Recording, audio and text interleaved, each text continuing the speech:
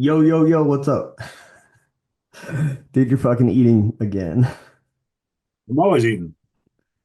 Hey And if man, people don't like it, drop me a comment. it's funny you say that. We're about to go over some comments that people have Are sent we? in. So hey, today's topic is going to be about mastering wind reading beyond the basics, right? And we'll get into what the basics are and what some advanced wind calling means. But let's talk about these questions first. So on our podcast, you have the ability to send us a message. And so people have. So I'm just going to read a few of them off. Uh, One guy, Anchorage, Alaska, said there's an option to send you guys a text. I just wanted to say thanks. I live in Alaska. Finding training is hard.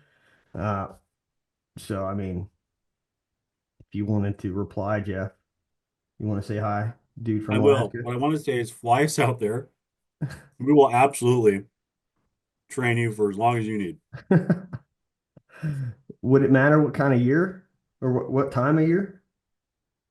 Yeah, what's the warmest time in Alaska?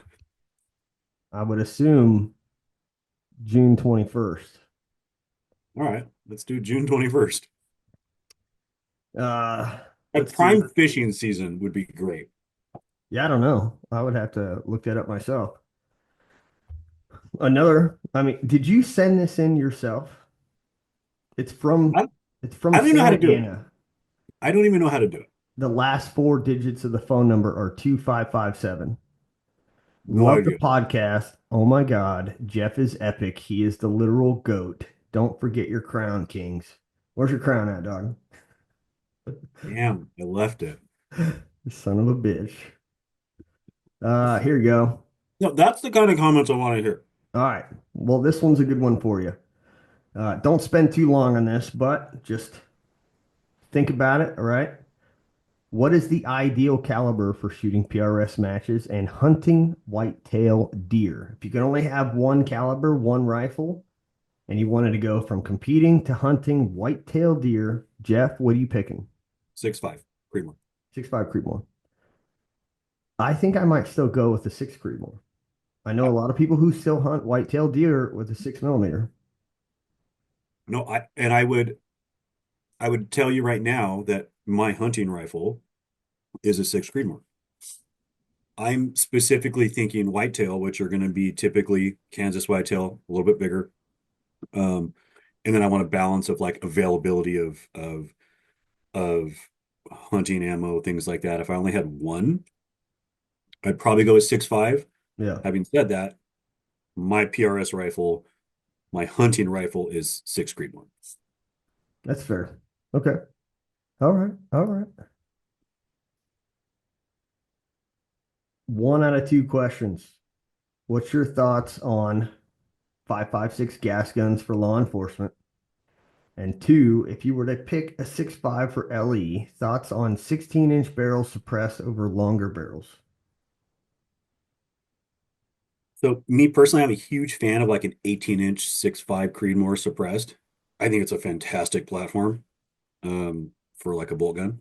Yeah, For like we need more context for like 5.56 gas guns. I'm gonna assume they're talking about precision rifles, I would think so because we are a right? precision rifle channel. Spent a lot of years with my buddy Dan trying to find like the perfect DMR sits in a patrol car. There's one on every shift, 5.56, shorter barrel. We went through I don't know how many different builds to find like that precision rifle level of gasser. The biggest issue always came down to available technology at the time versus what's available now, right? Getting a sub MOA gas gun that was like a 16-inch or shorter 10 years ago was, I won't say it was difficult, but it was different. Um, Now I think that's, you go write a check and you've got 20 to choose from. So I, I think a gasser for like a DMR on a shift, like, you don't always have time for a SWAT call out, but there's always somebody on shift that is the designated guy. I think it's a fantastic idea, and I think every department should do it. there's a lot of departments that deploy 5.56 gas guns from the turret of their Cougars or, their up armored vehicles. And I mean, it's already in existence. And Mhm. I think it's fine. I mean, with the engagement distance, I mean, as long as you're not out there trying to like pop 500-yard shots with your 5.56, but anything closer than that, I'm all for it too. As for the 6.5 for LE, we're we're on different ends of the spectrum, dude. I want that 12-inch barrel suppressed. I mean, again, like just thinking about the distance that we're engaging and being Mhm. able to have a smaller rifle, like, we built these platforms already with 308 and still maintaining accuracy, like increasing the twist rate, being able to sling those heavy bullets out of short barrels with precision at short distance. Like, I would almost want to experiment with the shorter side of it, keep that small package and maintain precision and go with something like that. Like, Yeah, so I think we're talking about in reality a 4 inch difference, right? Like I'm down for 16 inch. I think it's a 6-inch difference. I mean, 16 versus 4 is You said 18. You said I love me an 18 inch. maybe I misspoke. What I meant was 16. And the reason why I say 16, and this is just the admin portion coming out to me, is because um, again, a can is quite simple. Filing the paperwork for a 12-inch rifle sucks. So the default for me has always been throw a can on a 16-inch rifle. I don't have any experience shooting a 12-inch 6.5. I have only got experience shooting a 16 and it shot fantastic. So if you're saying that you can go even shorter and it still shoots great, then I'm all about it. I mean, I'm not on the administrative side of law enforcement, but I'm assuming they don't have the same waiting periods. You still got to file the same ATF looking short barrel rifle But paperwork. somebody's got a job for that, right? Yeah, the fucking armor usually, and he's got to figure out how to do it. I mean, so it's not your problem, it's his No, you're problem. right.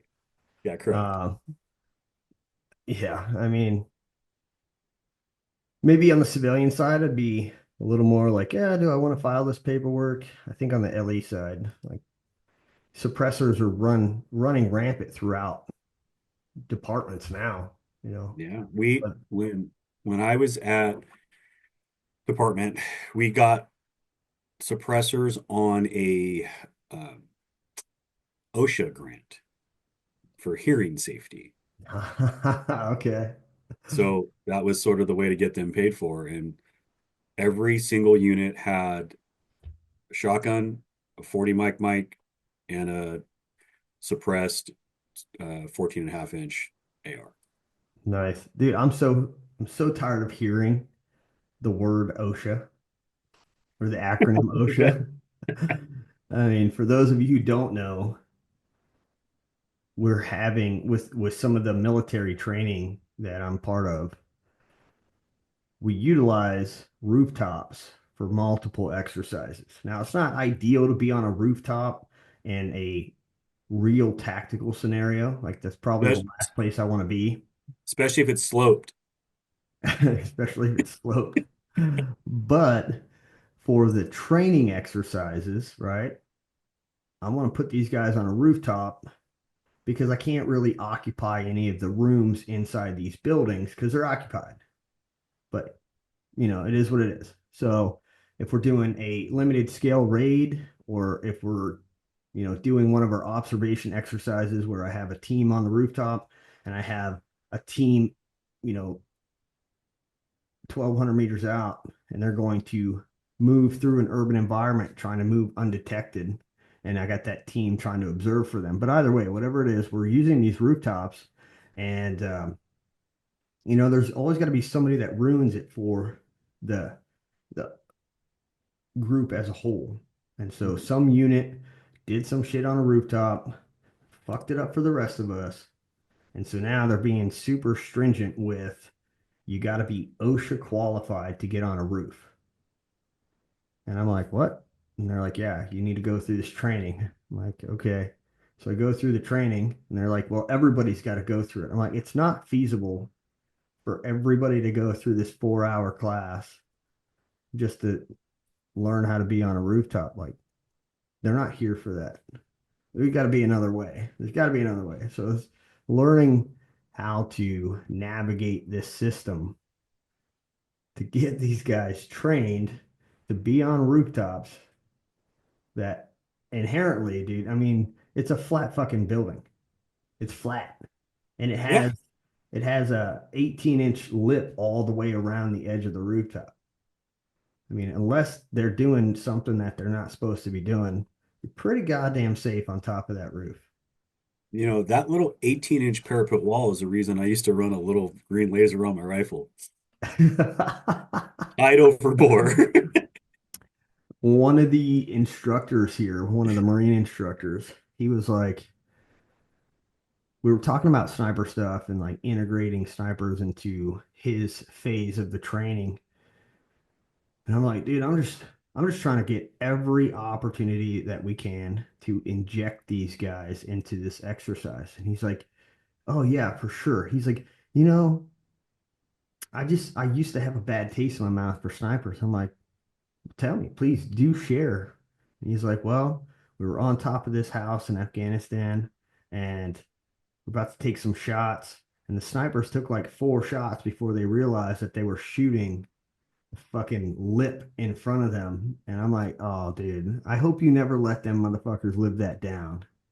And it's funny that you say, I have a laser just for that purpose. Yep. I used to have one just for that. That's awesome, dude. It's awesome. I'm not saying I ever did it, but I may have had a close call. All right, so we're going to move into this mastering wind reading. And what would you call basic wind reading, Jeff? I mean, so anything I know is going to be basic, right? Like I'm not, my wind reading skills are passable, but I think basic wind reading is going to really comprise of some very simple cues of basic terrain. Um, they're all going to be visual, whether it's mirage, dust, brush, trees, like just knowing your basics on how much uh, your environment, how much the movement is affected by what mile an hour wind. Um, and then kind of getting a basic of idea of what a full value versus a quartering to and from wind is, right? Like those are the basics. Yeah, I mean, so left to right, Hmm. value, Hmm. an estimate of the speed. Pretty much it. That's the basic, right? So would you say Mirage is on an advanced level or more of an intermediate? I would say Mirage is a basic level only because it was one of the first things that like as a younger shooter, like I learned to read or was familiar with. Yeah. But you know, maybe it's intermediate. I don't know. I feel like Mirage is pretty basic because you don't really use it other than it sort of confirm some things, right? You're not using it hardcore for you're not getting a value typically out of it. You're typically just using that to confirm something, right? Or to check, Direction, speed. yeah, like what's it doing? So I would say it's pretty basic, but if you're using it for, you know, what's it doing at this distance versus this distance, and maybe you're using it more advanced, so maybe it's intermediate, but I would still see Mirage as being pretty basic for what you're Would using it for would you direction. say that all basic shooters can see Mirage? Oh no, So then you're right. if you can't see it, then it Fair. might not be a basic skill. Um, so you got the basic stuff, direction, value, and how fast is the wind going. And there's formulas out there that'll help you process this information. None of those formulas that you could do in your head really fast, like, you know, the most popular one right now, and there's so many out there that have developed over the years. The most popular is determining your wind number, right? Your mile per hour.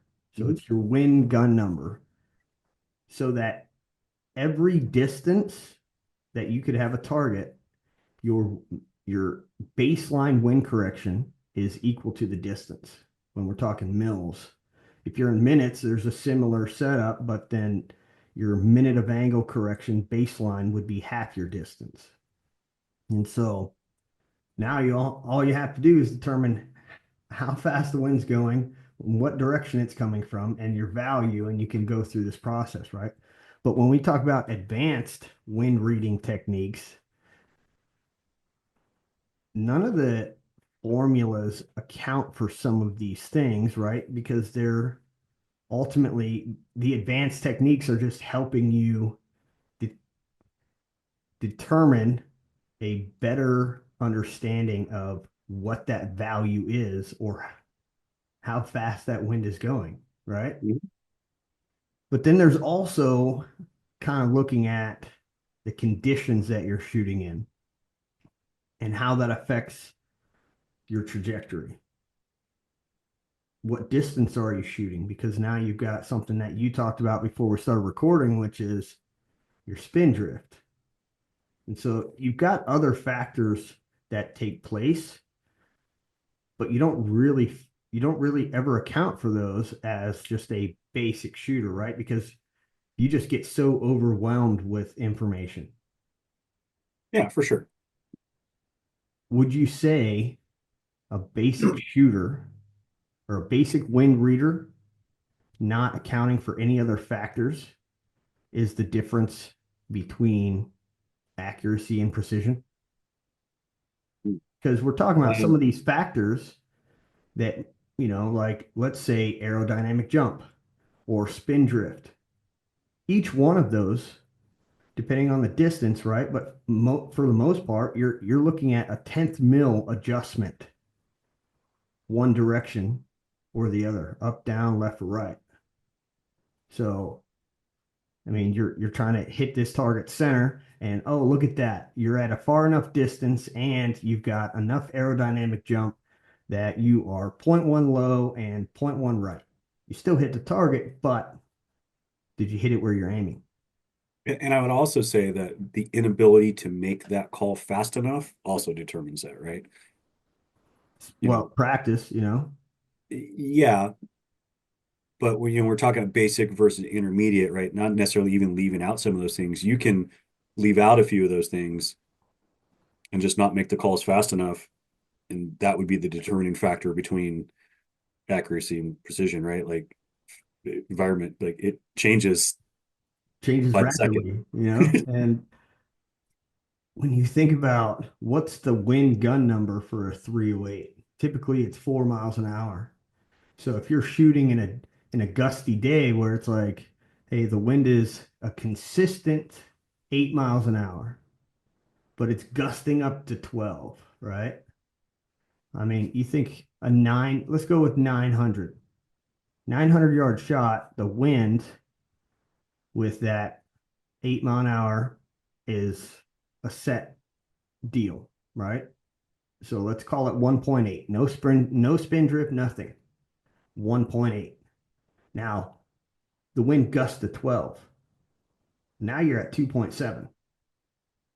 Are you shooting the gusts? Or are you shooting the in-betweens? The question is, do you even know? I was gonna say, or do you even know what it's doing? Yeah. And then, if you think about that, you're like, oh, look, I just shot this target. I missed. I made my correction. My correction to hit the target should be 1.1.8. Okay, cool. But Missed it again. but it took you 10 seconds to figure that out. And then the wind gusted. You didn't pick it up. You took your shot, and it should have been 2.7, but you didn't see it. And now you missed again, right? And that frustration can just continue to beat your ass all day because of gun numbers that are at such a low level that 223 is worse. It's a 3 mile an hour gun. So every 3 miles an hour, you're increasing your wind correction equal to the distance. And it could be a fucking horrible day if you're not Here's Johnny on the spot. here's why I really think that I don't want to say people get discouraged. I want to say it's discouraging, but I think shooters would get a lot more value at shooting, say, 600, 700 yards than making those same wind calls out to 1,000 and 1,200, because you're going to have the ability to I want to say to set yourself up for success for making proper wind calls and get really good at 600 yards, Right. 700 yards, and then take what you've learned and then push that out to 800 yards and really spend some time there and really working on your craft. Because when you go out to most new shooters go out to 1,000 yards and you shoot one, you miss, and you hold here a little bit and you finally hit it, you're like, oh, I'm great. And then you're a lot of it's just guessing if you're not really good enough to really make those calls yet. Because are you seeing the gusts at 1,000, 1,200 yards? Are you really calling the wind, or are you just getting lucky, right? So I think that newer shooters should spend a lot more time at 500, 600 yards versus out to 1,200. I mean, you got to practice somewhere, right? And those closer distances will allow you to see the changes in the terrain, the vegetation, all that stuff. But you're right, Like, those longer range shots, you just start to get into so many variables. You're like, which one did I fuck up on? yeah, like a lot pro golfers will tell you, play from the front tees, break par from the front tees, then move back. Like, set yourself up for success. Learn how to play the game closer. Once you perfect that, move back, and you'll be surprised at how much better you get. That is not where I thought you were going to go with that. Because you're like, oh, pro golfers. I'm like, are they are they choosing what distance to shoot the ball? They're not just smashing it every time. But you're No, talking oh, about 100%. the tee position, right? Yes. Because Yeah. you play from specific tees, right? And you have like you need to know what it feels like to be successful in order to start moving to the harder distances, right? It's like when you have a 2 foot putt, you don't just pick it up. You need to hear it hit the bottom of the cup, and you need to do that over and over again in order to ingrain that feeling in you. So you need to hit the target and hear that steel ring out. Feel Yeah, good about yourself. you Yeah. need to be successful at those closer distances, and then just from a strictly learning standpoint, it's hard to learn when you don't know what's going on at those further distances. There's just a Yeah. lot of value at reading wind at 600, 500 versus at 1,200. Yeah. All right. So let's talk about Mirage.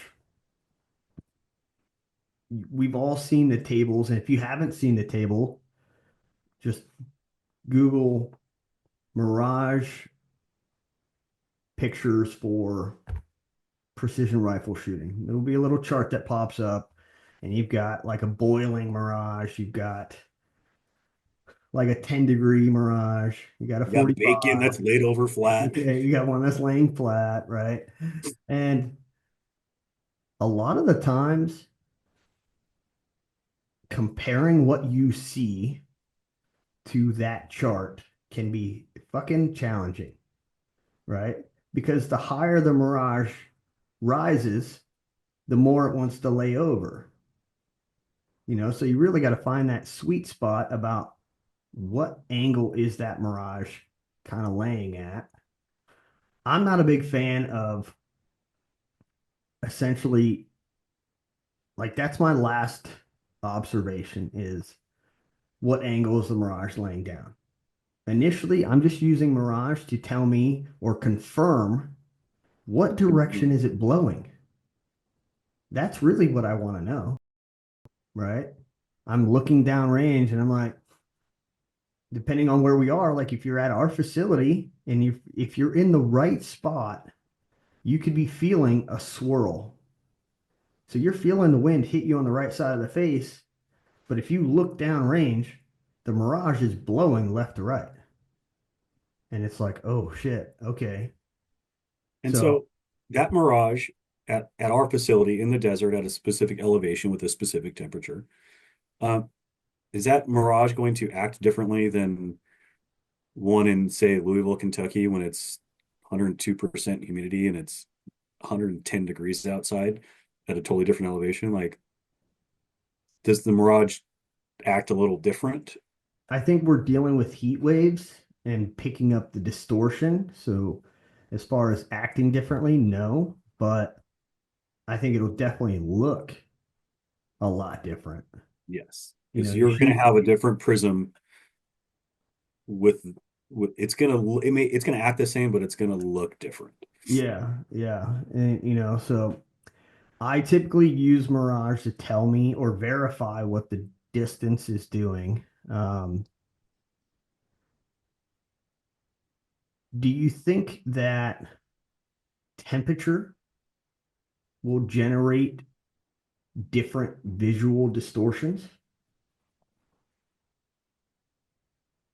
My knee jerk is going to say yes, um, but honestly, I don't know.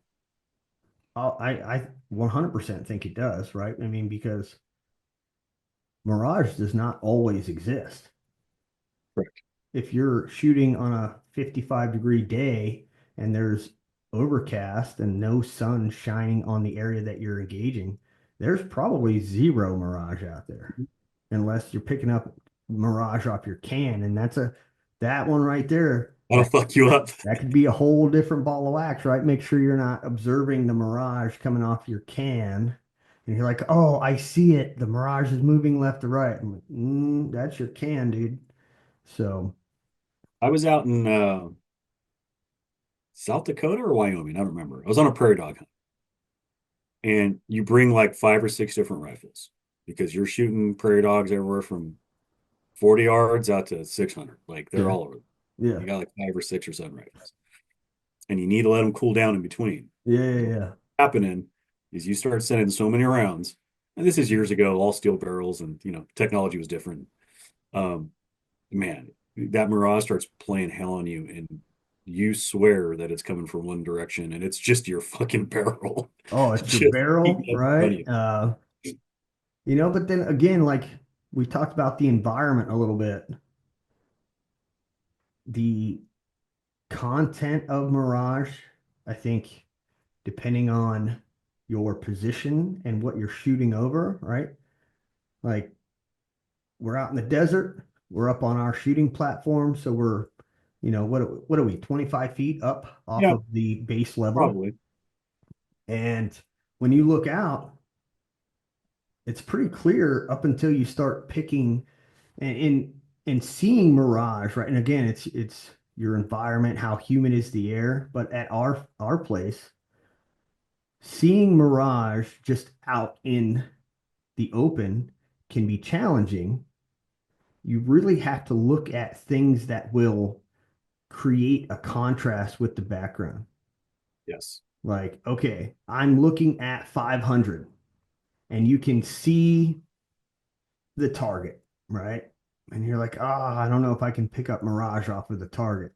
But if you look at that bush to the left of it, well, that bush is breaking the baseline because behind that bush is all light tan, desert.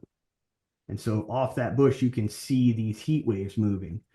Cars work really well. You start looking at cars and you could see the mirage kind of boiling off of the hood, right? But it's a lot easier to pick up the mirage cues when you have some type of break from the baseline in terms of color, right?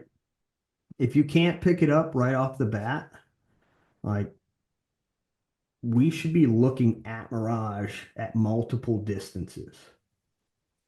So if I want to see it at 300, if I want to see it at 500, what are some things that you personally do, right? Because for me, if I don't see mirage or right off the bat, I'm just not picking it up, or I see it, but I can't really tell what it's doing, I'll go out farther and I'll start working my way in and I'll do multiple settings with my parallax, right? My parallax is changing my distance focus.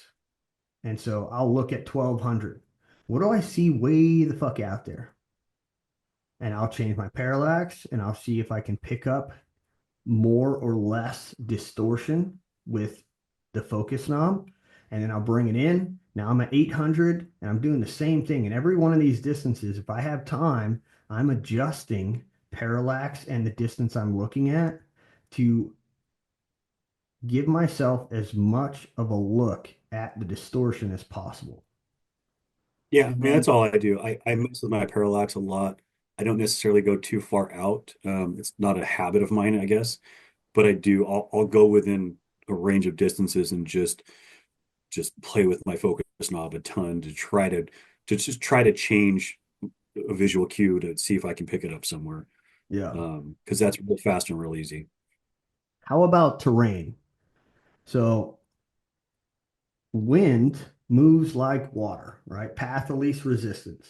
Mhm. Now, a funny thing is the difference is when you're changing elevation, right? When we're talking about like you got a mountain here and you got a mountain here, the wind's moving around those mountains, path of least resistance. But then when you start thinking about going up or down, water, because of gravity, picks up speed moving downhill. Mhm. But wind picks up speed moving uphill. So there is slight differences, but using the terrain, a lot of the times, the biggest benefit is you're standing there and you've already determined, I feel wind, let's say left to right. But what is the value? I know what the value is right here at my position because I'm standing here. But what about downrange? So now you start looking at the terrain around you and how you think that wind is being funneled by that terrain.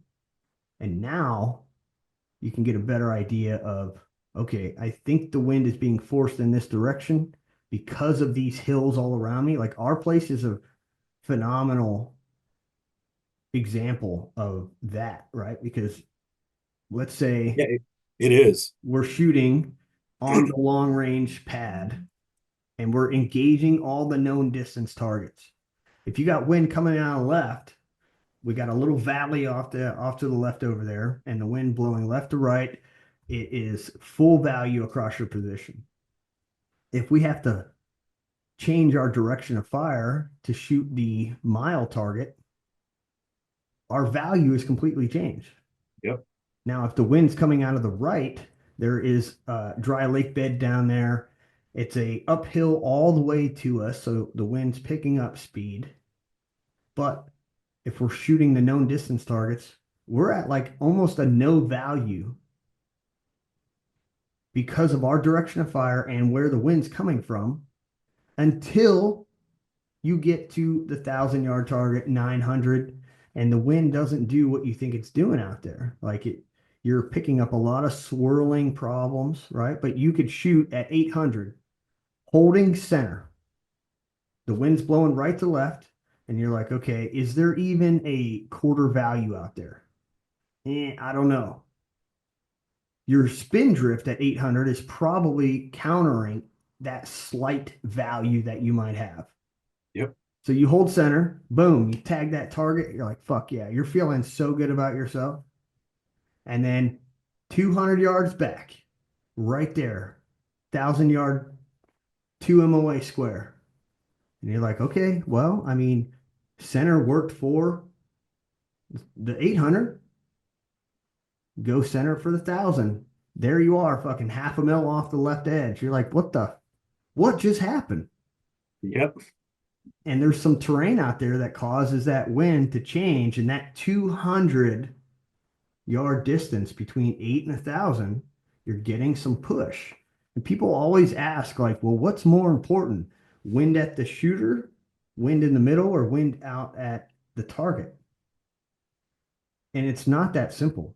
The answer is just not that simple because you Yeah, have it's not. to be accounting for all of those distances. You do. And it's funny because you would think that, the simplicity of wind, it moves over things. You have updrafts, you have downdrafts. Anybody who's ever flown an airplane or a sailplane or something, right? Like you're real familiar with them. When you get to our place, none of it makes sense because the way it comes through valleys doesn't necessarily act like you think it's going to act Yeah. because of the way the terrain is, right? So when I look at mountains and I look at hills and I think, okay, this updraft should cause this downdraft should cause this, it should act like this here. I'm typically using those to, as a starting point, to go, okay, I think it should be doing this. What can I find to confirm that? Yeah. Because a lot of times, like, I can't just look at that and be like, it should be doing this. I'm going to hold, a half a mil left because it should be coming down here because it doesn't. A lot of times it's completely backwards because you get dead spots too in swirl where you'll have it come through the mountain and it's doing this and there's literally nothing. There's no wind here. Yeah. You got 15 mile an hour doing this around here, but you have nothing at the target. I mean, yeah, it's crazy. Now, the reason you have to look at multiple distances is because, first off, in a perfect scenario, right? We think about wind. Wind is not just hitting the projectile and it jumps fucking 1 mil to the left and now it's shooting straight, right? It's a progression over time and distance. Mhm. And from the moment your bullet leaves the barrel, it can be influenced by wind. And so if right at the muzzle you catch wind, it is already starting to drift. And so by the time you get to 1,000, that that amount of drift has, whatever your time of flight is, has had 1.5 seconds time of flight to drift off target. Whereas if there is zero wind out there, right up until you get to the 800-yard target, and then the 800-yard target to the 1,000, you've got 200 yards of wind, right? How would you call that? That would be a challenging situation, right? Because you would It would. have to use Mirage to know that there is wind out there at that distance because at your position, there's zero. There's nothing. You look at the 300-yard target, there's no bushes moving, there's no mirage, there's nothing. You don't And pick up then anything until 800. And if and then you your aren't math paying is attention weird. to that, what's Your that? math your math becomes totally weird at that point because then you're doing wind math based on 200-yard shot at a lower velocity bullet. Like Yeah, it becomes complicated. it does. It does become complicated. And these are situations, we've talked about this in previous episodes, where you can use your ballistic calculator to play around with different scenarios. What bullet am I going to use? I wonder what this bullet does in terms of performance compared to this one. I wonder what the wind number is. What is wind going to do with this velocity at this distance? Like you can play with all of those things depending on what platform you're using. I believe it's Applied Ballistics app where you can put in different areas of what the wind is doing. So you don't put any wind in the short range or intermediate. You only put wind at like the long range stuff. 800 to 1,000, you've got a right to left, 10 miles an hour. And challenge yourself to see what would happen. Like I don't what know. would your wind call I don't be? use applied ballistics. I'm just saying it's a program out there that offers Yeah. multiple ranges. I believe the Hornet E4 DOF also offers the ability to put in multiple wind areas, right? Yeah. And so the terrain has a huge effect on how the wind flows, and it needs to be paid attention to. You can also put yourself in positions where you are completely blocked from feeling any wind. So you're only relying on visual cues. And so environmental things, we have like a standard baseline, right? So, 0 to 3.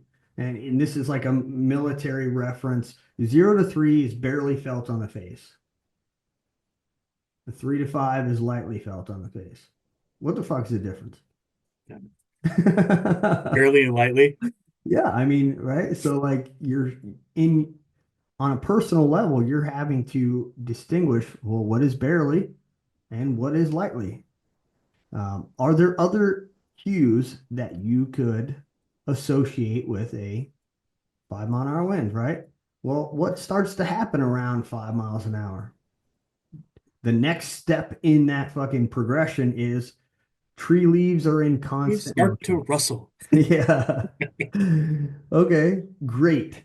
What if you're at our place and we don't have any fucking trees? Everything is sagebrush. Yep. What does sagebrush do? Right? Fucking nothing. You might get a little twinkle, a little doot, doot, Maybe. doot, doot, doot, right? And now your next phase is 8 to 12. So 8 to 12, now what's happening? Well, on the military chart, it's like, well, dust and loose paper are flying around. Well, goddamn, I hope there's loose paper on the range that day so I can tell if it's 8 to 12. Right? So you have a reference of what wind does to the surroundings at different speeds, but it's really up to you and your environment to start associating what those wind speeds do. I know for a fact 12-mile-an-hour wind at our place is making the tops of the sagebrush move. But if you're looking at it as an unexperienced person in that environment, you're like, it's got to be 5 to 8, right? The sagebrush is in constant motion. No, no, no. It takes more wind than that to make the sage do Yeah. anything.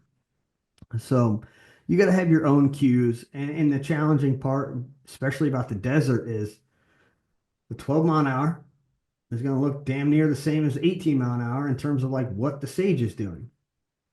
Yeah. And it's especially hard for me because I typically don't take any wind at my face into account. And I know it's probably not the right thing to do, but I almost, when I'm trying to figure out wind, I almost eliminate that altogether because rarely have I made a wind call based off of wind factors at my location and had it be right.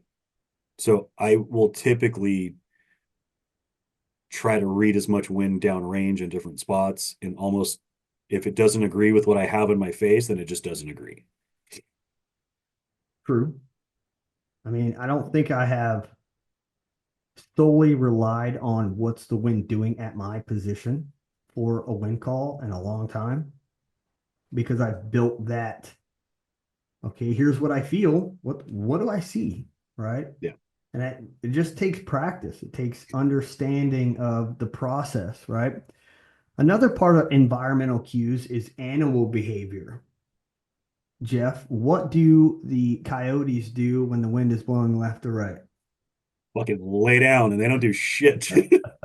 But there are animals that do have changes in their behavior.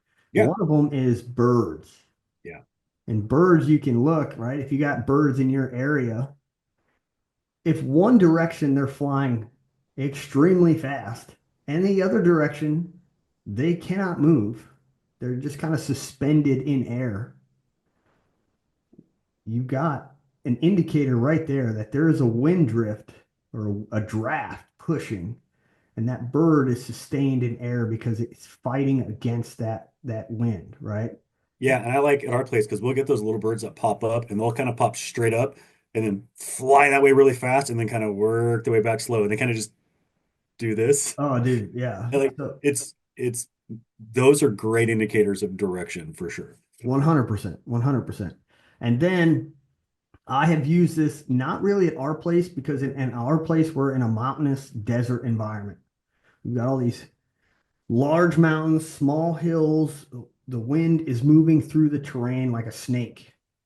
But out here on this tropical island, yeah, we have some mountains, some like volcanic type stuff, but for the most part, like our long range areas are kind of more out in the open, and we're just using the mountains and the backdrop to capture our projectiles. And so I'll have guys say, well, like, oh, I feel the wind left to right. And I'm like, okay, all right, well, what else do you see? Well, what's that tree over there doing?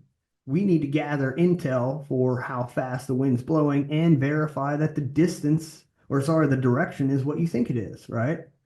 And they'll be like, okay, I think it's in some of the challenging part with trees is like you're trying to catch which way the tree is leaning to see if you can assist your decision making on direction. Yeah. And so a lot of times, if the wind is not strong enough, a tree will just do this bouncing shit. Which direction is it going? It's not prominently bouncing harder one direction or the other. It's just kind of shaking. You're like, oh shit. And so for this environment, have incorporated looking at the clouds to see what the general wind direction up top is doing. Mhm. So if I look up and I'm like, okay, over the mountain, those clouds are racing left to right. I'm going to assume that downrange, if I can verify it, the wind is moving left to right with the main draft in the sky. It may Yeah. be changing direction because of terrain, but ultimately the main direction of wind is left to right based off of the cloud movement. And so that's been assisting me in this environment. Again, every environment's different, right? And the more tools you have, the more tools you can employ depending on where you're at, right?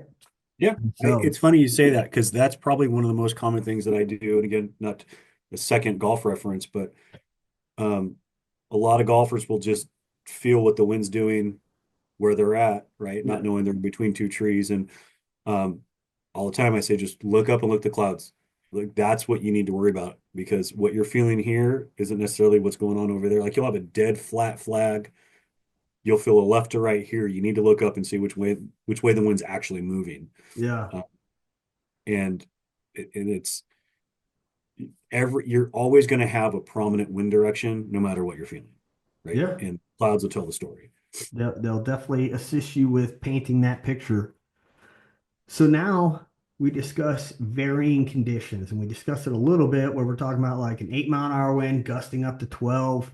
And so when we're talking about like stable versus unstable conditions, consistent flows compared to gusty situations, right? Just because you have observed an area, right? A lot of it still comes down to timing because maybe you've seen it, maybe you haven't. Wind storms or like rainstorms, I've seen it in those situations where I've been out on like a boat and it's raining, and you could just see this fucking like wind pushing this rain Oh wall. yeah, it's crazy. Living on the ocean my whole life, like you see that all the time. You see that rain just coming sideways, and it's like a moving storm. Yeah, and it's like constant rain where you're at, and you're looking over here and you just see this different type of rain moving towards you, and you're like, fuck, that's a gust or some shit, right? And so like being able to identify those gusts, but then also understanding like just because you feel a gust right now, like boom, you got hit with a gust, it doesn't mean that's what's happening down there, right? You're feeling it. Does that mean that it's already finished gusting downrange? Because a lot of the times that'll happen at our place is if you're not cued into the vegetation, you'll feel a gust happen at your position, but it's already completed its gust downrange.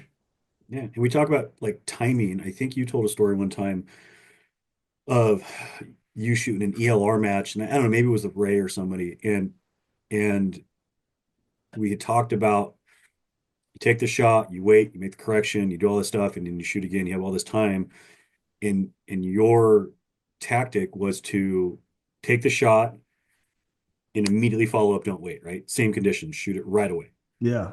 and versus taking the time, making the call. By the time you make a decision, the wind's changed, the environment's changed. So a lot of it has to just do with timing sometimes. Like you can make all the calls you want, but if you don't make the call at the right time, it was pointless. Yeah. I have not dove into ELR heavily. And Nothing to do with it. like that might be a discussion where we bring Ray in here and we're like, you've been doing ELR for the past 5 years now. Has anything changed since we originally got into it, right? Because we showed up to this match. It was our first ELR match ever. She shot, I was her spotter, and everybody's online, right? And basically like they're like, okay, we're gonna shoot this target. It's at 2,100 yards. You're like, okay. And this guy over here, he's got a certain amount of time to shoot 5 rounds. And then it comes to the next person, right? And it's basically like how many shots out of five can you hit? And we're watching, and like, let's say you have 10 minutes. Everybody's taking 10 minutes to take 5 shots. And I'm like, hey, we're going to stick with what we know, which is once we have our first impact, whether we're on target or we're in the dirt, once we know where it's at, we're going to make a correction and we're going to send it. And we'll just keep making micro corrections, but we're going to send it to try and stay in the wind unless we observe something changed out there. And dude, 5 rounds, we'd be done in 60 seconds. Everybody else got 10 minutes. We're like, we're done. Right. Yeah. And it's because of that habit or that process that we've been trained to try to shoot in the same conditions instead of letting the wind change on you. And I'd be interested to see if she still employs that tactic because I don't know. I would have to I ask her. I want to say yes. And the only reason why is because I saw a video, it was like, I don't know, it was like a 2 mile target or something Yeah. that she'd shot. And the two follow-ups were fucking immediately after. Like it was, we should fucking wasted no time. I was like, yeah, that checks out. Sounds like I trained her well then. And she stuck I with could be that wrong, but method. I feel like I do remember that recently. Yeah. So I mean we'll have to dig into that, but that would be how I would approach it. Once I know what that bullet does, I'm gonna fucking send it and try and get as many rounds on target in the same conditions as possible. So you do have to pay attention to the gusting because it will affect you. And understanding how it affects you is knowing that gun number, right? I have a 6 mile an hour gun. So for the wind to change every 6 miles an hour, it's going to essentially add equal to the distance, 10th mils onto my wind call. We're shooting 500, Jeff. Got a 6 mile an hour gun, zero point 0.5. 12 mile an hour wind, 1 mil. 18 mile an hour wind, 1.5. So if I'm dealing with gusts that are in that 6 mile an hour range, right, I have to account for that and know what that difference is and how it can affect me. If the wind jumps to 18, I'm going to be off a half mil. If we're dealing in an environment where, it's very up and down, it's 12, it's 15, it's 12, it's 18, and it just got this range, right? I will look at the target and say, okay, how wide is this target and how much room do I have to be wrong? Mhm. If it's a 2 MOA target, I got 0.3 on each side of it. So if the wind is gusting between 12 and 18 and I got a 16 or a 6 mile an hour gun, let's say at that same distance, 500, 12 mile an hour is 1 mil, 18 mile an hour is 1.5. I might put myself at the 1.3 or 1.25 mil hold and just send it with that. The goal is to get a hit on target. Yeah. And if I just got these crazy up and down winds, but there's a range, I might just split the difference and go with that because the target's giving me enough room for error that I probably still get a hit. If I'm holding, let's say, a 15 mile an hour wind and it gusts to 18 or it drops to 12, I'm still in that accuracy zone. So as we Mhm. talk about this stuff, it's crazy. I'm sure. Like I remember being in the Marines, learning about wind, and then my first trip out to the range as a pig in a sniper platoon. Like learning the elevation, learning the prone position, none of that was hard. But the wind, I remember aiming at a target. It wasn't that far. It's probably like 400 or 500. And I held in a direction. And my platoon sergeant comes over. He's like, "Where the fuck were you holding?" I was like, "Left." He's like, "Why the fuck would you hold left? You got wind blowing right to left. Can't you see the mirage?" I'm like, "Ah, fuck." My head's exploding with, I don't know, all of these different factors that it hasn't processed for me yet. I haven't built a process where I'm analyzing. I'm just like, I don't know what the fucking wind is doing, and I'm giving it my best guess right now. Like I felt wind left to right, but downrange, Mirage is moving right to left, and I'm holding the complete wrong direction, and my mind is just fucking exploding. But to think about all these different things that we are putting into making a wind call and how seamlessly it happens, it's only because of practice and understanding, right? That's it. You just don't wake up one day and like, hey, I'm a fucking god of wind, all right? It takes a lot of missing, right? And what you do with those misses is important. And I tell the students this all the time. What's your wind call? How did you come up with that? Okay, let's take the shot. Is it right? I don't fucking know if it's right. Your logic seems sound. Let's go with it. They take the shot, they miss. And they're like, "Oh, damn." I'm like, "Hey, it's not over. You just got data. You just got the answer. The answer is there. Measure where you missed from where you aimed. Now, redo your win formula. Now you know what it's doing. You Yep. know the answer right now, right?" And it's like, you have to take that step after you miss to go through the learning cycle, right? Because now, okay, hey, we just took a shot. We thought it was 8 miles an hour. It turns out it was 12. Okay. How do we know it's 12? Well, we did the math. Okay, cool. Now, what do these bushes look like in a 12-mile-an-hour wind? Now you have more familiarization. Now you have more data. Yeah. And it's like, that's where the learning is occurring right there. You're not learning from making a good wind call or getting a hit on target because you got lucky. You're learning from the misses.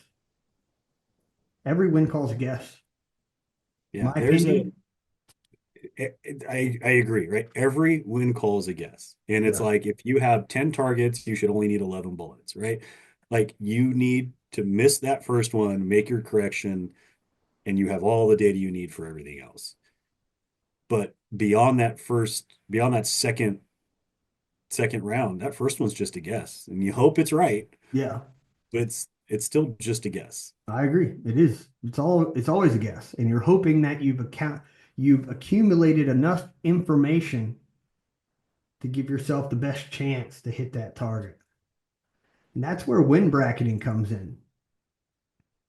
I think take for example the Tremor 3 reticle. Let's say you're running a Tremor 3, it's got the wind dots on there, and the value of each dot on your gun is a 5 mile an hour. You're like, okay. So you're sitting there and you're like judging. You're like, I think the wind could be a 5 or it could be a 10. Okay.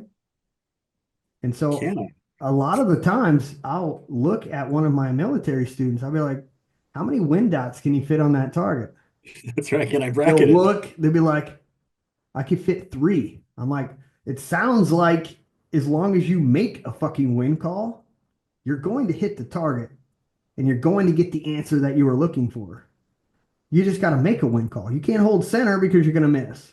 Exactly. But if you can put your 5 and your 10 dot on the target, you're going to hit somewhere. And now we can refine that, right? And so that's wind bracketing is looking at two different wind calls and saying, if I hold this, will I hit? If I hold this, will I hit?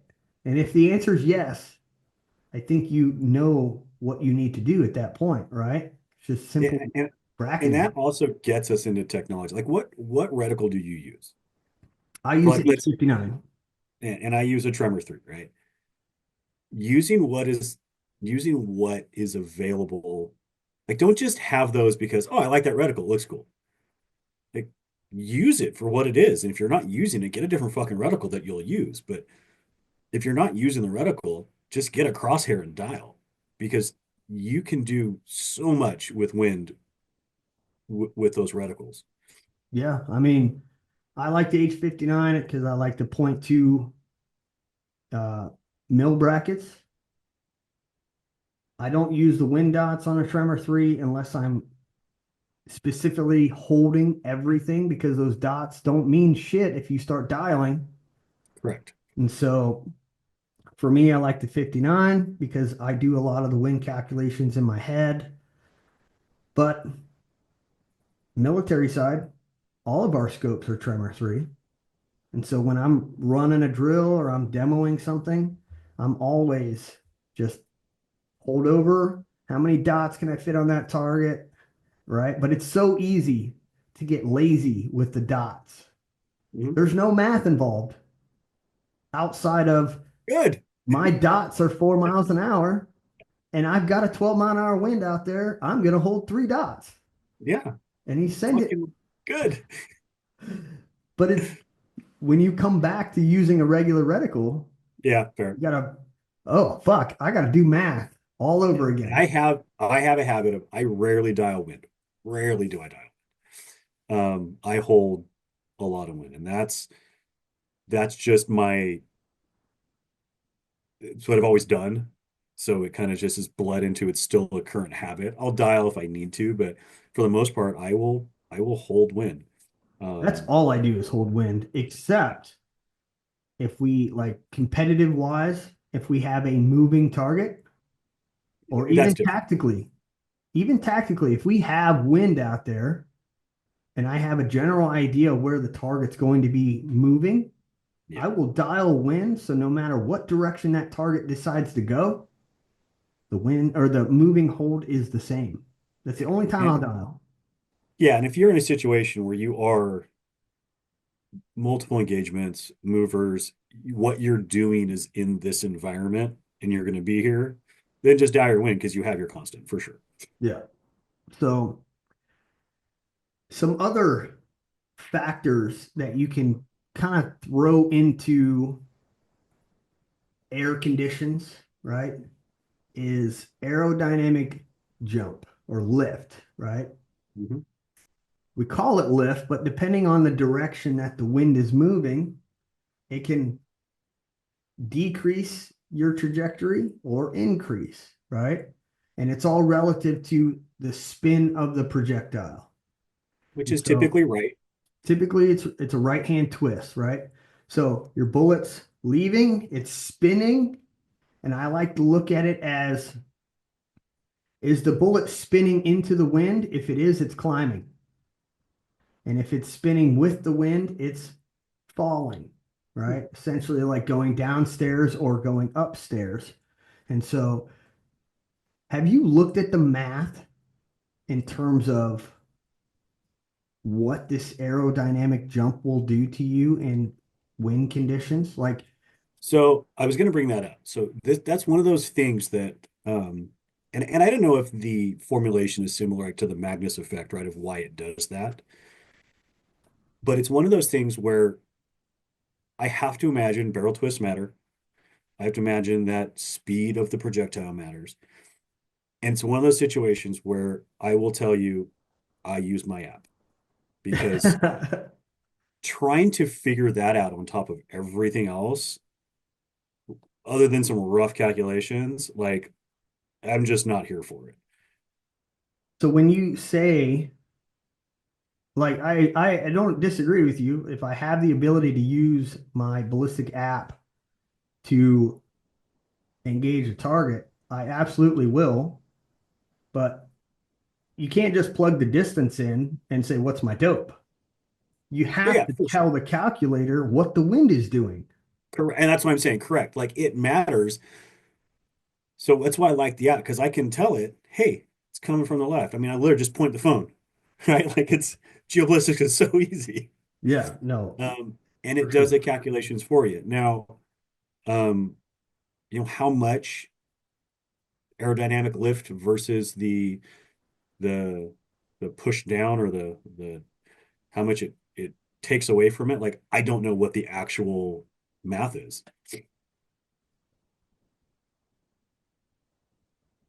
Okay, so I did some rough calculations on a ballistic calculator before we started this episode because you're right. There are multiple factors that are involved. The biggest factor is your muzzle velocity. So Okay. I plugged in two different examples and I went at different ranges. I went 200, 500, 800. Okay. The lift is pretty consistent over those distances.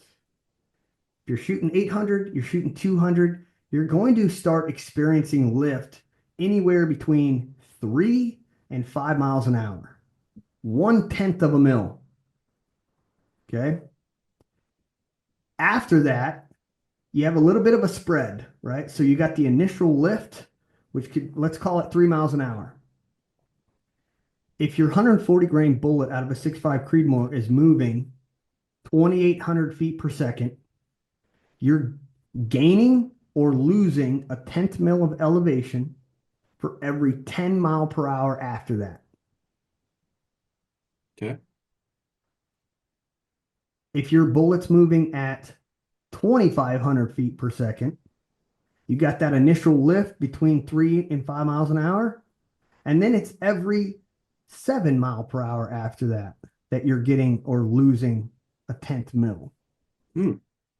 So you are right. Every, like the mile per hour has a big factor in it. Okay. Well, and that makes sense because the mile per hour, It's time. How much well, it's time is your bullet exposed to that wind? it's also a mathematical equation. And what is the RPM of your bullet? How many 100%. thousands of like how fast is that bullet spinning, right? I did the math one time and it's mind-boggling how fast they spin. Um, and so like the faster it's spinning, it would make sense that it either gains or loses more lift. Yeah. And so to have the information for every projectile out there, every muzzle velocity, right? It's a little, it'd be insane, right? Yes. But you can find some commonalities in there where it's like, okay, 6.5, 308, you know, that first 5 miles an hour, you're looking at a 10th mil.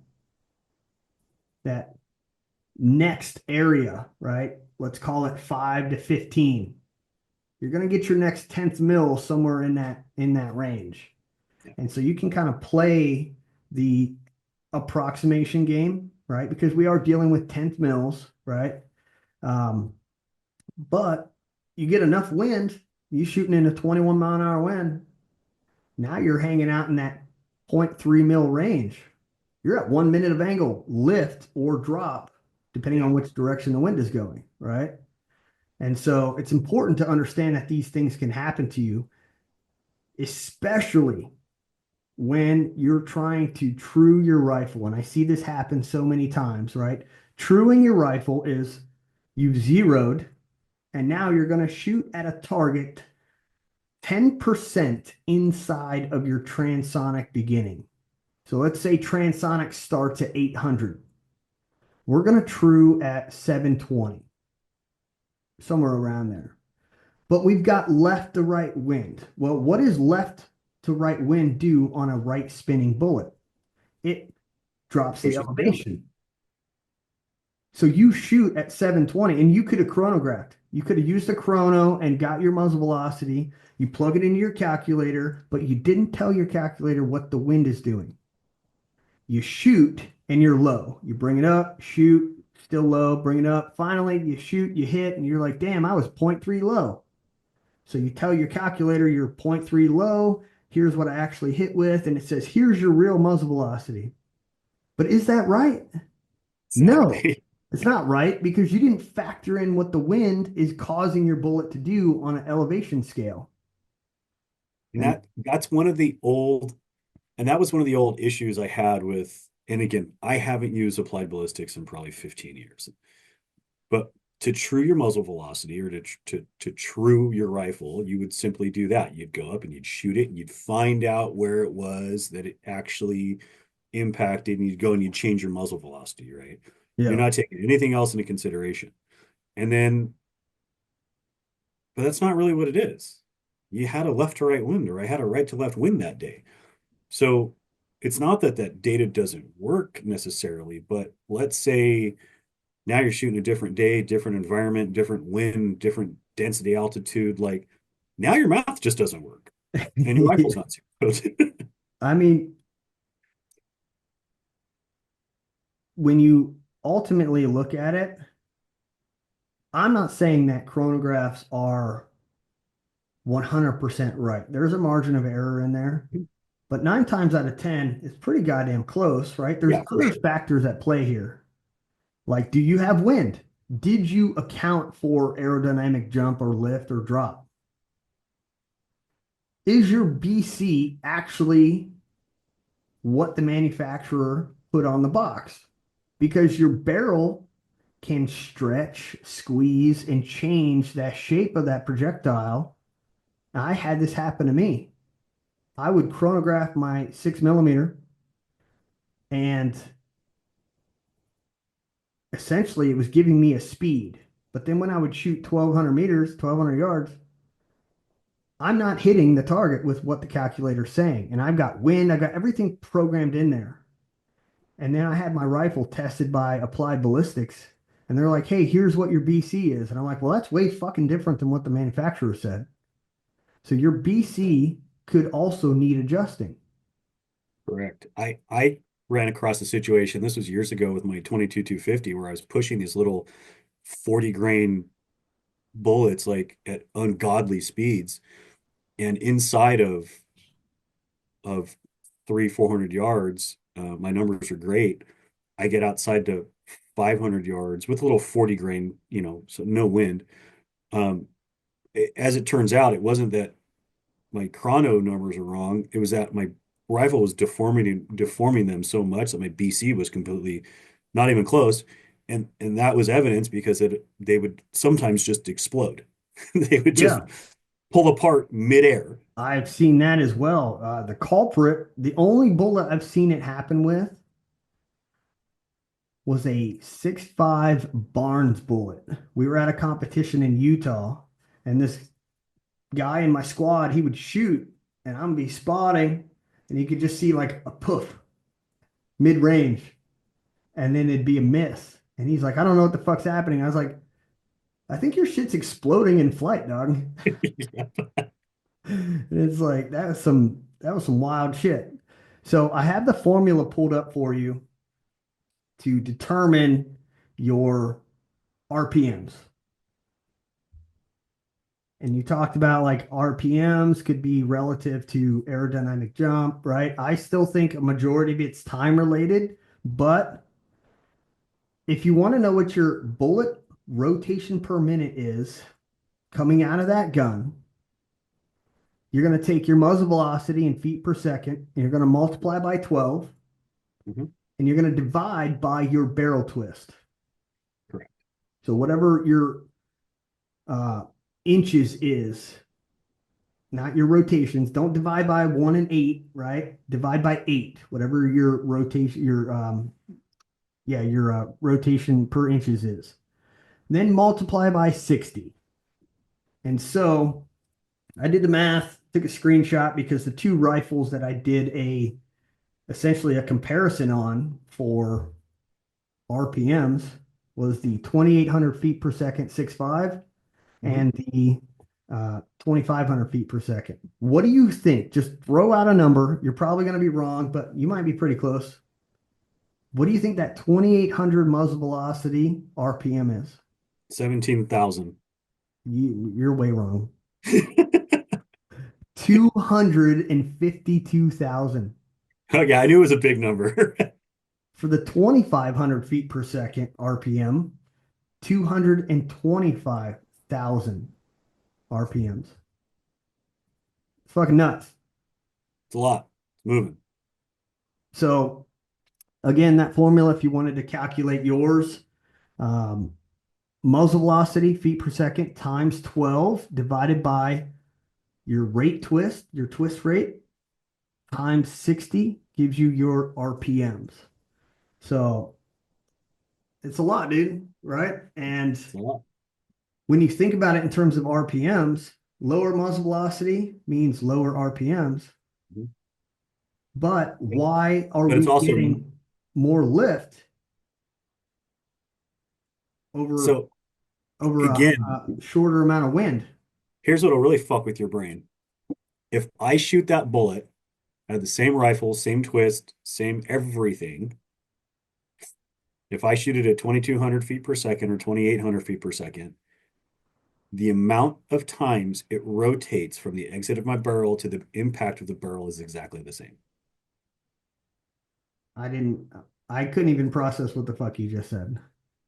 Say that So again. if I shoot a if I shoot a 6.5 Creedmoor at Yeah. 2,500 feet per second, Okay. that bullet rotates X amount of times between the barrel and the target. Yeah.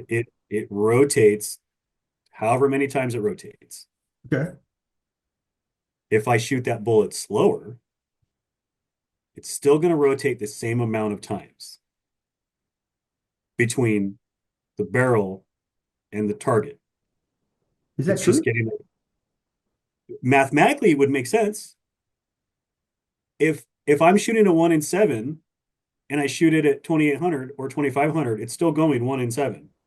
It's still spin over a set distance. Doesn't matter how fast it gets there. I'm trying to relate it in my mind because it is rotations per minute, right? Yes, but not per distance. True, but your time of flight is changing. Correct. So I can see how a slower projectile will spin the same amount as a faster projectile because one's getting there faster, so it's not getting the. I, we got to do this math, dude. I don't want to do Yeah, it right now because fucking there'll be a lot of silence while we're sitting here and fucking I'm sweat. sure there's I'm Nose. sure there like this is all to say that that is the reason why I just use the app for my wind spin drift. So I'm not saying spin doesn't have an effect on lift, but I do think that the amount of lift you experience, depending on wind, is more relative to your speed, and then the RPMs come into play as well. Yeah, But and even how then I long just is that bullet in flight is going to have a yeah. factor. I really honestly if it's a right to left win, I'll hold a tenth one way. If it's a left to right, I hold a tenth the other way. I mean, that's God's honest truth. And it typically is, you know, I it's mean, when close. we're talking about a 10th mil, though, you really need to be understanding of the whole package, right? And the whole package is the rifle, the ammo, the shooter. Yeah. If the whole package is a 3/4 MOA shooter, we're talking like a group size of zero point 0.7, or sorry, not zero point 0.7, zero point 0.2, zero point 0.2, right? So if you're a zero point 0.2 mil shooter and you're expecting to be able to see the difference of a 10th mil Mhm. downrange, is it wind? Is it you? Is it the ammo? Like, there's a lot of That's what I factors. say. Don't stack your tolerances. You know, we talked about this before when coyote hunting. Why do I need such a good rifle? Because Jesus Christ, I'm shooting off of rickety a rickety rest, and I So need to. so practicality, Jeff, right? Let's stick with a median distance, 500, Okay. and you got a left to right wind. No, let's go right to left wind. So the bullet is expected to lift, but the wind's only blowing 5 miles an hour. So you may get a zero point 0.1 lift. Are you making a correction for that? Absolutely not. I can tell you that the only time I've even thought about making that correction is in a 12 plus mile an hour wind and something beyond 6 to 800 yards. If you're shooting 500, same scenario, right to left wind, but now it's blowing at 25 miles an hour. Would you consider making an elevation change because now you're expecting to have zero point 0.3 mils of lift? At 25 miles an hour, yeah, I would. Yeah. So I think it's relative when we think about aerodynamic jump. It's like, how fast is the wind going? And is it even going to affect you because you're not that good of a shooter to begin with? Correct. And that's why, again, we talk about like wind, reading the wind and becoming good at knowing the wind and what is the reality. The reality is most shooters aren't out in 25 mile an hour wind shooting. So most Unless shooters, you come train with us. unless you come train with us, right? But the realism is most guys are out in a steady 5 to 10 going, God, this sucks. I'm so far off trying to figure it out. And they don't typically have to account for it. Now I'm being very general in this statement. Um, but even like me, I can't tell you other than our range, the last time I was out shooting in 25 mile an hour winds Yeah, no, beyond, it's not a very common thing. So and so, yeah, at a 25 mile an hour wind, 500 yards, absolutely. I just don't do it very often because it's not something I practice that much yeah. because I don't need to. No, it's fair. I mean, it is a unique place that we have. Make sure you check out the website, maxordinate.com. Get in one of our classes. Come out there, get some of that 40 mile an hour wind. It's an Yeah, experience you'll never forget. it's a lot of fun. All right, let's move on to tools and technology. We've kind of touched on it a little bit. Traditionally, what would you say a traditional tool is? Kestrel. But that's not traditional. Oh, well, I'm thinking like traditionally, what do most guys have? I A would say a traditional, flag, like a wind yeah, flag. a ribbon on my tripod. Yeah, like that would Yeah. be a traditional tool. But nowadays we have so much technology and electronic gadgets, right? You can use the app on your phone. You still visually have to tell it where the wind is coming from and how fast. But then if you got a Kestrel, now you know how fast the wind is going, at least at your position. And there's other apps out there. There's other technology, like for instance, the Windy app. You can look at how the wind is flowing through terrain. Mhm. Would you ever use imagery or like a topographic map to just look at where you are and what terrain is around you to try and get a visualization of how that wind would flow through there? So I haven't previously, but if if I'm if I'm thinking about whether I've done it before or not, I'd say that that's like second nature if I'm offshore in a boat, right? Yeah. Like I literally bring up the maps, look at the wind patterns, and fish those. So why wouldn't I do it shooting, right? Why wouldn't I take a topo of the range, see what the wind's doing, um, and generate an actual like map of what the wind's doing? I mean, I've never done it, but why not? I We mean, talked about that's kind of where Windy comes into play, right? If you pull up we the Windy app, it is showing you how the wind is reacting to the terrain around you. yeah, we talked about on the last pod about like AI, where they said there's a algorithm that like in real time, this is what the wind's doing with the terrain around you. I think it's Yeah. Yeah, genius. yeah, yeah. With all of this technology, you still need to understand that these are tools to assist you. Yes. You still have to do your diligence to observe, right? Because your Kestrel's only taking a wind reading at your position. Windy could be wrong, right? You still, at the end of the day, are the one making the decision. So you're going to look at these technology pieces, you're going to look downrange, you're still going to observe all these elements, and you're going to come up with the best guess because it's still just a guess. Yep. And you can add more tools to help you make an educated guess, right? But that it's not going to be perfect. Yeah, and it's funny because as technology grows and as technology increases and like the ability to have these cool tools, what does every single one of us almost always do? If we're gonna go out, we're gonna shoot a match, we're gonna go hunt, we're gonna do whatever. pen and fucking paper on a card in my forearm thing, writing down data 90% of the time. Yeah. Like that's what I still go so analog all the time. And it's not that I don't use the technology. I'm using the technology to help me come up with my best guess, and then I just go analog from there. You bring me up to a good point. I tell a lot of competitors, I tell a lot of military, like pretty much every person I'm in contact with as a student or just giving them advice. What's your win call before you take the shot? And so many people will line up on a target. I'm going to hold left edge. Wind blowing left, right. I'm holding left edge. You didn't do anything to come to that conclusion. So you don't know how you got there.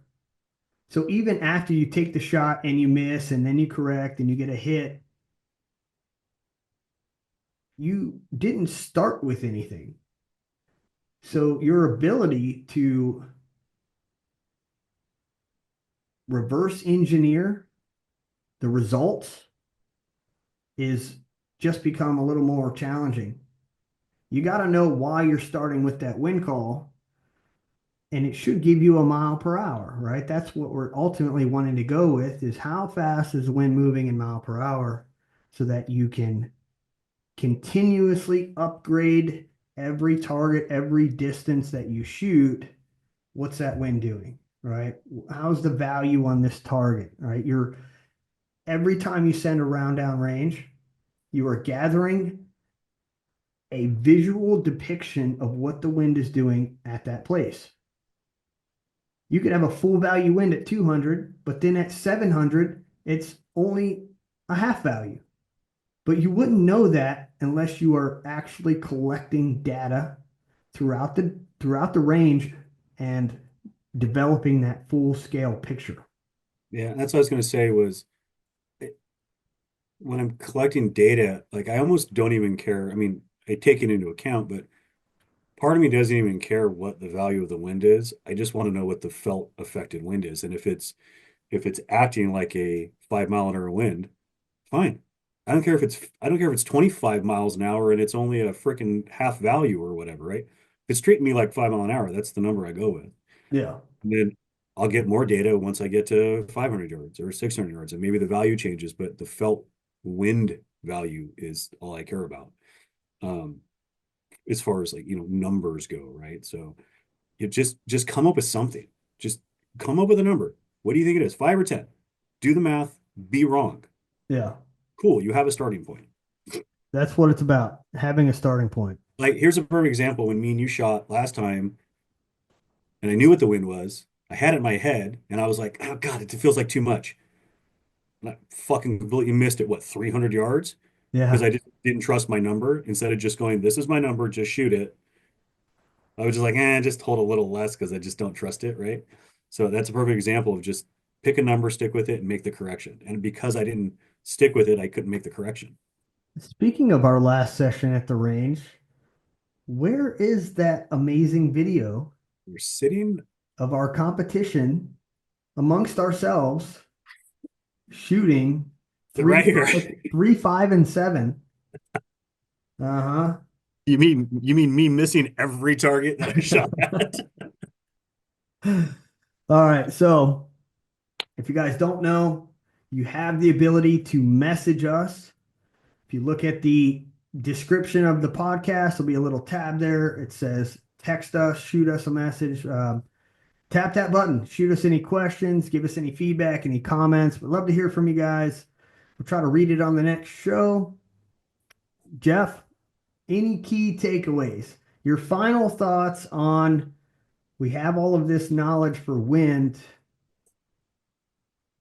and then what? I would say if it was me, brilliance in the basics. Don't overcomplicate this. Yeah, Just become brilliant at doing the basic shit and you will be successful.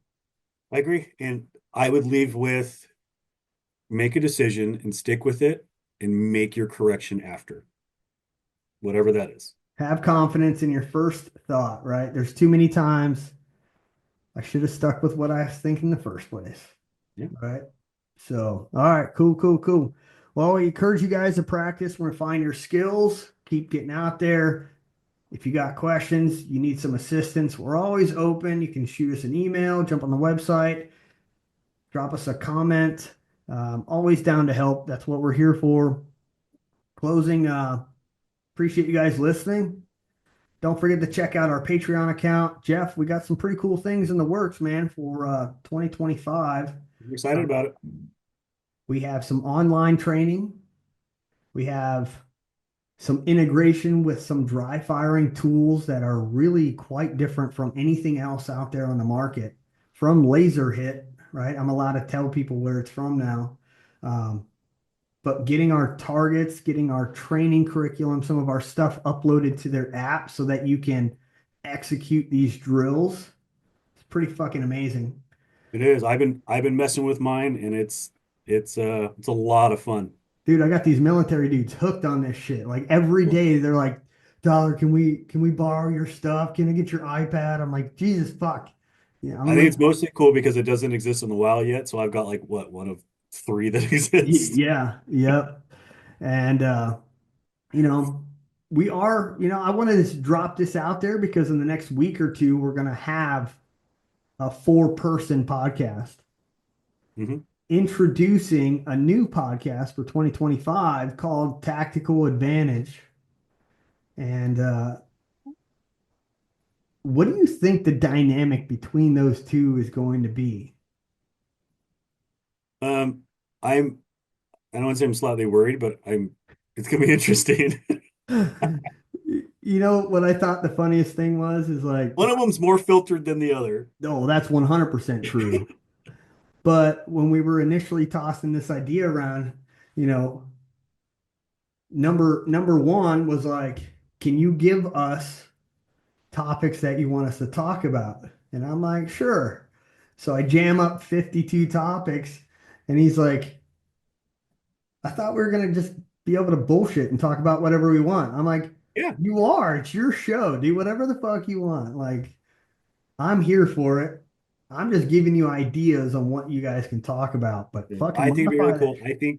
I think the two of them are such a wealth of knowledge in their respective fields, and Yeah. I also am pretty excited to be able to like chop it up with some just some cop shit and some stuff that I have a lot of knowledge of that I don't really get to like talk about too much. It's just some tactic stuff. It's just general BS that it's I'm pretty excited for. Yeah, it's gonna be a good time. So be on the lookout for our joint episode where we introduce the guys and talk about their 2025 podcast. It won't be a weekly thing. It'll be what is it, twice a month, Jeff?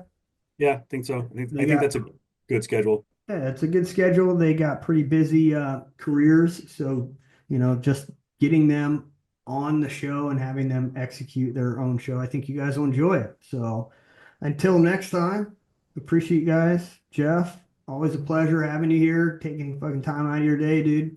Get back to that fucking wildlife. That's what I'm doing. All right, buddy. Catch you later. Peace. See ya.